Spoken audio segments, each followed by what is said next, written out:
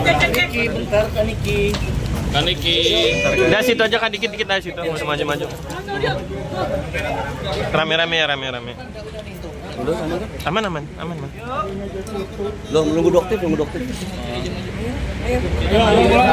Kaniki tadi di dalam gimana kan? Di dalam baik-baik aja. Banyak ngobrolnya. Iya.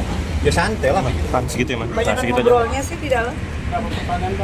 Ada 58 pertanyaan. Jadi yang ditanyakan itu bagaimana ceritanya? Ya di ceritanya ada seseorang minta tolong. Begitu ditolong lapor polisi, kan repot jadinya. Udah gitu aja dah. Apa yang mau ditanya? Artinya sangat disesalin nggak sih, artinya kita niat bantu menolong tapi ternyata harus malah berurusannya seperti ini gitu. Ya itu kan hak seseorang mau lapor. Tapi kan dalam proses hukum itu orang boleh lapor polisi, tapi harus ada pembuktian. Jadi yang diperiksa, ya langsung yang diperiksa hari ini adalah Dr. Oki. Jadi silakan kalau Anda mau tanya, semuanya diperiksa sebagai saksi supaya tidak simpang siur. Semua diperiksa sebagai saksi, tidak ada diperiksa selain sebagai saksi. Yang lain-lain silakan bertanya sesuai dengan persoalannya yang ingin ditanyakan. Ada dokter, ada Diki, ada Dr. Oki. Silakan mau nanya apa? Laporan dari siapa dan atas nama? Tanya penyidik laporan dari siapa. Yang jelas datang ada seseorang lapor, kewajiban kita hadir. Kita buktikan, ini loh percakapannya semua. Jadi tidak ada masalah, tapi kewajiban penyidik memanggil semua orang. Siapapun lapor pasti penyidik memanggil untuk dimintain keterangan. Ini adalah kewajiban mereka untuk memberikan keterangan bahwa apa yang dilaporkan ini tidak sesuai dengan bukti-bukti yang kita sampaikan seperti itu. Jadi selama 12 jam satu-satu kali 50 pertanyaan masing-masing atau? Tidak, beda-beda. Banyak kali. Jadi yang di BAP dulu tuh saya. Kedua, saya sudah selesai, Dr. Oki sudah selesai, baru doktif. Jadi main tunggu-tungguan, makanya lama. Kalau tadi udah duluan, dari siang udah pulang. Ada yang mau ditanya, ini ada dokter mungkin yang lebih menjelaskan karena saya nggak paham masalah hal-hal terkait dengan Review skincare ya. silakan. Mungkin bisa dijelasin dokter. Oke, dikit aja ya, udah capek. Jadi tadi doktif menyampaikan bagaimana sih doktif itu mereview sebuah skincare. Ada nggak sih data-data? Jadi dokter menyampaikan bagaimana mereviewnya, cara mereviewnya, dan data lab yang dokter sampaikan pun semua bisa dibuktikan dengan lengkap. Itu aja. Tadi barang itu kan? Iya, semuanya ada. Semua dokumen-dokumennya semuanya lengkap ya. Jadi yang dokter sampaikan itu semua berdasarkan data. Itu aja. Kalau Kariki sendiri tadi menyampaikan apa? Tadi ya kalau ditanya dijawab ya, nyampein seputaran ini aja yang lagi viral-viral. Kalau saya ditanyakan sebagai dokter, ditanyakan tentang isu-isu tentang produk-produk skincare yang diperiksa-periksa itu, apakah mengetahui tentang produk-produk berbahaya, apakah benar berbahaya. Lalu juga ditanya Nikita Mirzani hubungan dengan saya apa, saya bilang sebagai dokter saja. Bolak-balik aja pertanyaan, muter sama aja sebetulnya. Lagi Ada bosan yang kan mau nungguin ditanya, cuman begini apa ini doang. yang mau ditanya? Ada sesuatu yang Ya kalau selanjutnya saya serahkan kepada penyidik. Yang jelas begini, di dalam setiap proses hukum itu adalah proses pembuktian, dan kita juga bisa buktikan adanya sebuah kejadian tersebut tidak seperti apa yang dilaporkan, jauh sekali dengan bukti-bukti yang kita sampaikan. Tapi itu biarlah menjadi penilaian penyidik. Yang jelas kewajiban kami sebagai warga negara, sebagai orang yang dilaporkan datang, kita rame-rame datang, kita sampaikan seperti itu. Ini 58 pertanyaan, 28, dokter juga ada Sekitar 32. Ini lawyernya juga di belakang. Ini semuanya ini adalah tim persoalan.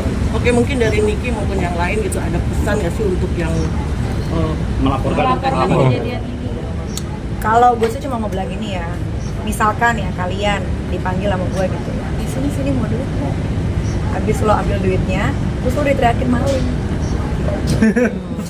Itu ya, kurang lebih begitu lah ya. Tapi kan shock nggak sih dengan laporan ini? Biasa aja. nggak shock lah Ngapain dia biasa. shock? Dia udah terbiasa yang lebih hebat aja. Dia- Cuman lucu aja gitu, ada orang kayak begitu tuh lucu aja. Tapi kamu sendiri kenal deket banget sebenarnya. Nggak kenal, nggak mau tahu, nggak mau deket, tapi maunya nge-review. Kamu laporannya katanya laporan pemerasan dari pihak kantor. Siapa yang diperas? Siapa? Pelapor kan Dia ngomong nggak diperas? Ngomong nggak dari mulutnya diperas? laporan. Ya ngomong nggak? Coba suruh ngomong dong. Kita Mirzani meres gitu. Jadi gini, Ngomong. Ya kalau supaya kata dokter ngomong. tidak simpang siur gitu ya, di dalam unsur pemerasan itu pasti ada ancaman. Yang kedua, tidak mungkin ada komunikasi, oke yang terbaik sekian. Ini sebetulnya adalah ya, bukan saja dalam percakapan itu terbukti dia minta tolong dalam tengah waktu 1 tahun, dia cari-cari. Bagaimana caranya bisa ketemu Niki? Niki bisa ceritakan itu. Tahun, tidak diperpanjang lagi. Itu ada kok percakapan. Jadi apa yang menjadi peramai selama ini itu tidak seperti apa yang ada dalam proses pemeriksaan tadi. Jauh. Karena pemerasan itu ada unsurnya, ada ancaman. Bagaimana seseorang datang-datang tidak kenal menelpon seseorang minta tolong supaya ketemu. Habis itu ketemu terus gitu. Kalau ini nanti setahun ya, habis itu setahun. Kalau mau habis tolong diberitahu ya. Terus bagaimana? Ada unsur seperti itu. Itu kejadian yang sebenarnya.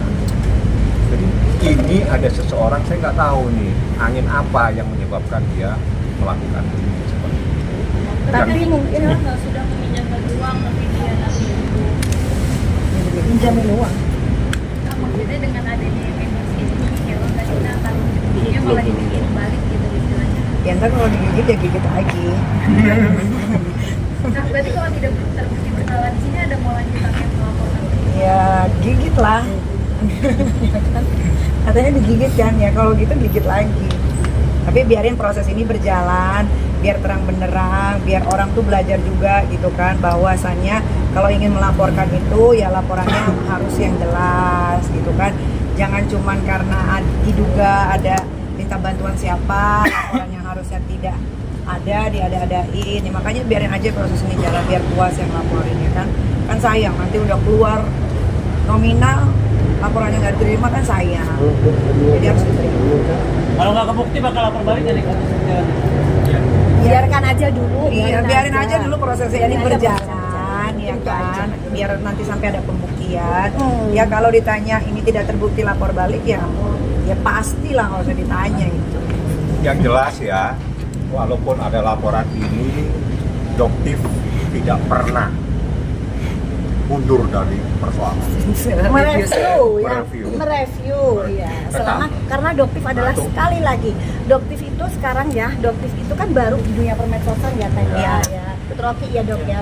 Kita semua baru mengenal ya, baru masuk ke dunia permedsosan.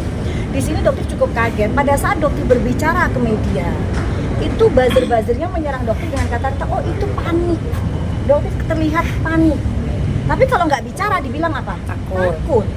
Ini bener-bener Doktif itu baru banget. Tapi apa yang Doktif lakukan itu semuanya by data, ya. Dan Doktif itu sebagai seorang konsumen. Jadi jangan nanti masyarakat yang nggak suka sama Doktif bilang ini Doktif selalu berlindung di balik undang-undang. Loh, kan kita kan masyarakat Indonesia dilindungi oleh undang-undang. Jadi nggak ada yang salah. Tapi yang Doktif lihat selama ini yang menang adalah penggiringan opini. Itu yang akan menang. Dan Doktif demi Allah tidak pernah menggunakan jasa buzzer sekalipun. Ya, jadi Doktif melihat sekarang mereka ini ya diduga menggunakan jasa buzzer yang luar biasa akan menggiring opini publik ke arah yang mereka inginkan. Gitu. Jadi kalau Doktif ya nggak takut, selama Doktif benar kenapa Doktif harus takut? Doktif akan mundur. Gitu, ya. Mungkin nanti ada yang nanya kemarin-kemarin di live-nya Doktif, bagaimana apakah mungkin akan mundur untuk mereview? Nah, mungkin Doktif kasih kesempatan buat lawyer Doktif bicara. Silakan Bang bicara. Terkait dengan hak mereview ya. Ya, oke, terkait dengan hak mereview kan itu sudah disampaikan tadi. Ulang kali kita sampaikan bahwa ini sudah ditegaskan dalam ketentuan peraturan perundang-undangan pasal 30 Undang-Undang Perlindungan Konsumen. Dalam rangka pelaksanaan perlindungan konsumen, itu masyarakat pemerintah punya hak dalam rangka pengawasan, baik dalam publikasinya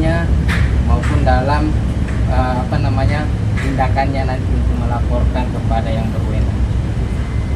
Iya, jadi di sini ya, Doktif itu ada di masyarakat. Doktif sebagai pembeli, sebagai konsumen. Dan tidak ada sedikitpun Doktif ingin menjatuhkan usaha orang lain. Jadi buat yang owner skincare yang produknya sih aman-aman aja, nggak perlu risih, tenang-tenang aja. Tapi buat mereka yang nakal pasti akan risih. Kenapa? Karena keinginan mereka untuk terus menipu masyarakat itu akan terganggu dengan adanya Doktif. Ya, oke? Udah istirahat. Oke. Aman? terkait yang beredar viral